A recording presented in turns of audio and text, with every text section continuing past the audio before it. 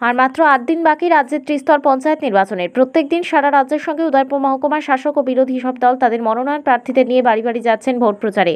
বুধবার উদয়পুর মহকুমায় মাতারবাড়ি বিধানসভা কেন্দ্রের মুড়াপাড়া গ্রাম পঞ্চায়েত নির্বাচনে ভারতীয় জাতীয় কংগ্রেস দলের পক্ষ থেকে গ্রাম পঞ্চায়েত, পঞ্চায়েত সমিতি ও গোমতী জেলা পরিষদের নির্বাচনে প্রার্থীদের নিয়ে প্রচারে বের হয়েছেন গোমতী জেলার জাতীয় কংগ্রেস দলের সভাপতি টিটন পাল সহ অন্যান্যরা।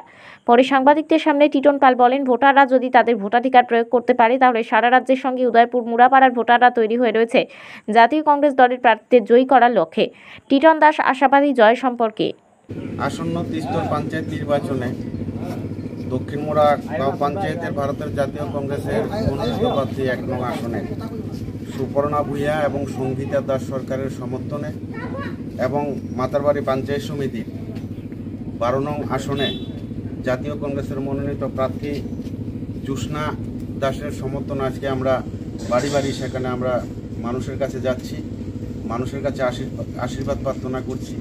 আমরা মানুষের বাড়ি বাড়ি যখন যাচ্ছি, মানুষ তাদের অভাব অভিযোগের কথা বলছেন এবং একটা বিশাল সারা আমরা সেখানে পরিলক্ষিত করছি। আমাদের দৃঢ় বিশ্বাস, আগামী ৮ তারিখ যদি মানুষ স্বতঃস্ফূর্তভাবে গণতান্ত্রিক পদ্ধতিতে ভোট প্রক্রিয়া অংশগ্রহণ করতে পারে, আমাদের নিশ্চিত এই ১ নং আসনের যে ২ জন প্রার্থী আমাদের কংগ্রেসের মনোনীত প্রার্থী, তারা এই আসনে সেখানে নিশ্চিত সেখানে জয়ের দিকে এগিয়ে যাবে এবং পঞ্চায়েত সমিতির প্রার্থীও আমাদের বিপুল ভোটে সেখানে জয়যুক্ত হবে।